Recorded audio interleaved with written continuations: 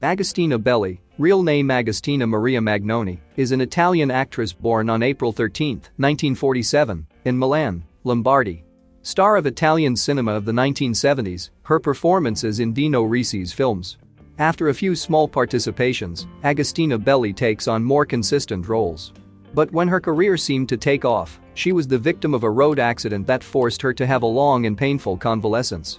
In February 1970, horror and tragedy invite themselves into the private life of the actress who has to deal with the death of her mother, murdered in circumstances still unclear today. And it is in the horror cinema that she knows her first successes. These are my top 10 movies for Agostina Belli.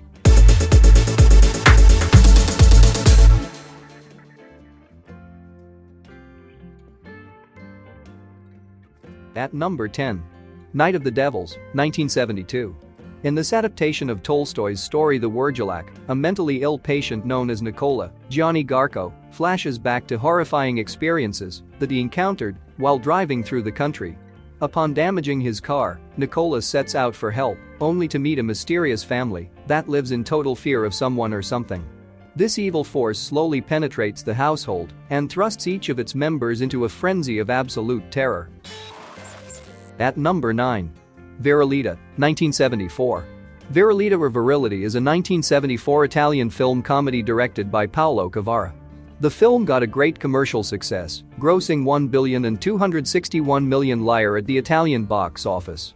Turi Ferro, the father in Malaysia, is a widower in a small village on an island who has remarried young and pretty Agostina Belli. For this hyper-macho, sex-obsessed conservative, the summum of mirth is to be able to call someone a cornuto, a man who has been cheated by his woman. At number 8. The Last Snows of Spring, 1973.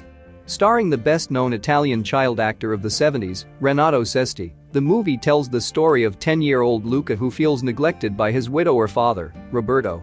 Roberto is a busy lawyer who is preoccupied with work and his own affairs and spends very little time with his son, who is also attending boarding school. He fears that Luca will not approve of Veronica, his newest girlfriend, but decides to give it a try by taking both of them on a seaside vacation. Luca meets Veronica, a passionate woman who tries her best to convince the young boy that she is not trying to steal his father from him. At number 7.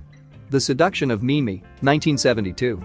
Mimi, Giancarlo Giannini, is a Sicilian dockworker who inadvertently becomes embroiled in an increasingly complicated array of personal conflicts.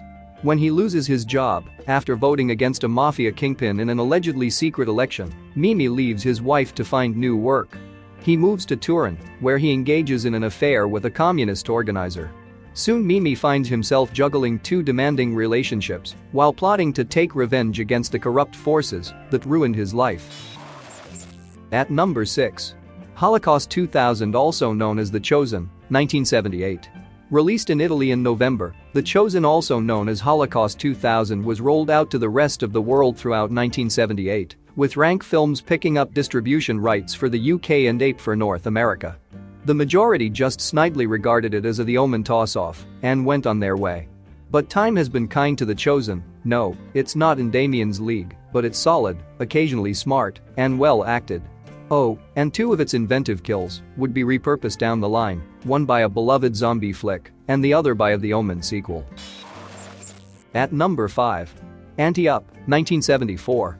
Ante Up in Italian, Il Piatto Piange, is a 1974 Italian comedy film directed by Paolo Nuzzi. It was entered into the 25th Berlin International Film Festival. During the Mussolini era, some young people meet frequently. They exchange stories about recent events while playing cards. Between their meetings, they have different kinds of adventures. At number 4. The Sex Machine, 1975. In the future, the world's oil supply has finally been exhausted, causing a massive energy crisis. In a search for alternative sources of energy, a scientist invents the machine that can harness the energy expended during sexual intercourse and transfer it into electrical power. All sources of energy have run out, and society is adjusting to a non-mechanized existence. At the Institute of Biological Research, Professor Coppola creates a new form of power based on Wilhelm Reich's theories concerning the generation of bioelectric current during copulation. Overnight, the basic tenets of society are revolutionized. At number 3. Via vanti tucci mi vien da ridere, 1982. Pasquale Bellacchioma is an unsuccessful police detective, always chazzing crime scenes with his sidekick Officer Cavicchione, even though the police radio explicitly tells them to stay away. Threatened with transfer to the remote and cold village of S. Vito in Trentino's mountains, he becomes desperate to score a success to maintain his job. By sneaking into a briefing, he discovers that his colleagues are looking for a German cross-dresser named Andrea Ritter. Andrea, who is the last surviving witness able to identify a killer, that is after Sheikh Abidjan, the head of state of a Middle Eastern oil country willing to break with OPEC and to sell cheap oil to the West, and who will visit Italy shortly. At number 2. The Career of a Chambermaid, 1976. This slight skewering of the mindset of the fascist era, when Italy's white telephone films, conservative-minded sophisticated comedy dramas revolving around the bourgeoisie, were in vogue, gives Agostina Belli her best role, an ambitious Venetian girl that goes from chambermaid to prostitute to the singer to film star to the mistress of Il Duce, for which she received a special David Di Donatello Award, the Italian equivalent of the Oscar. At number 1. Scent of a Woman, also known as Profumo di Donna, 1974. When young army cadet Ciccio, Alessandro Momo, is assigned to spend 7 days in the service of a wounded army captain, he little suspects what's in store. Blinded by an explosion, Fausto Consolo, Vittorio Gassman, is nevertheless a pompous, prideful, and lecherous aristocrat who needs Ciccio to keep him out of trouble. As they travel across Italy by train, Fausto variously ruffles feathers and chases women until they reach Naples, where he plans to honor a suicide pact.